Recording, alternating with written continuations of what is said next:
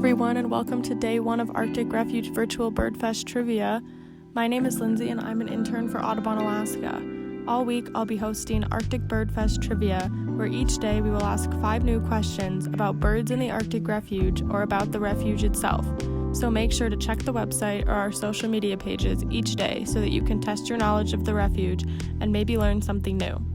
Once we're done, make sure to share your answers to whatever social media platform you prefer using the hashtag ArcticBirdFest. Today I have 5 questions to help you get to know the refuge, so let's get started. Alright, question 1. What is the purpose of the refuge? Is it A, to conserve fish and wildlife populations and habitats in their natural diversity? Is it B, to fulfill the International Fish and Wildlife Treaty obligations of the United States?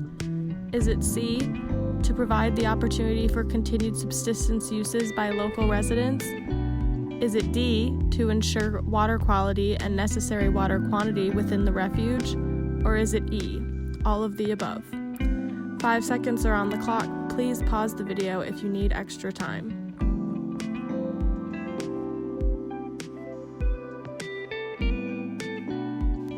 Okay, let's see the answer. It is E, all of the above. Each of these are not only purposes of the Arctic Refuge, but they've been in place for almost 50 years. Question 2. According to the U.S. Fish and Wildlife Service, how many bird species have been recorded in the Arctic Refuge? Is it A, 201, B, 354, C, all of the birds, or is it D, that no one knows? I'll give you 5 seconds to think this through. Please pause the video if that's not enough time.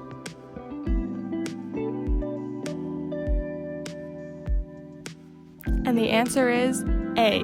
201 species have been recorded in the Arctic Refuge. Fun fact, 151 of those species have been known to breed in the refuge, which illustrates how important the refuge is as a bird nursery.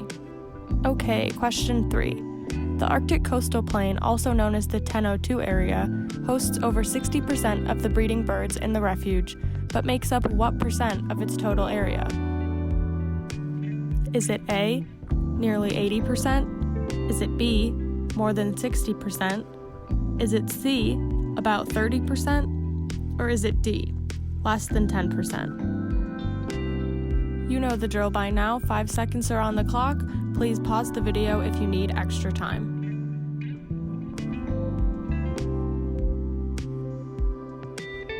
Alright, it is D. The coastal plain or 1002 area makes up less than 10% of the refuge's total area, despite hosting over 60% of the breeding birds in the refuge.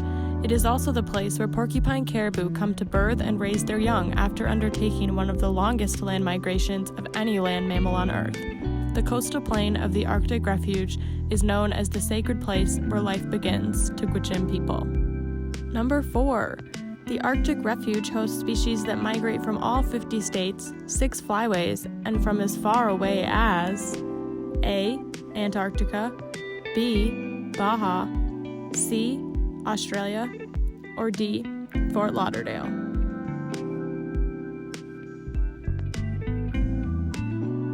It is A, Antarctica, and the species that makes that journey is the Arctic tern, the longest migrating animal of any type on the planet. The Arctic tern travels from Antarctica all the way to the Arctic Refuge to breed and back every year. Okay, our last question is a bird identification question. In the coming days, we will have more bird identification questions for you, but this first one is multiple choice. Make sure to study up and practice your visual identification skills because the next ones won't be. Now on to the question. In addition to the Arctic Refuge's role as irreplaceable breeding habitat, it also serves as critical staging and molting habitat for a huge variety of migratory species, including this conspicuous thrush.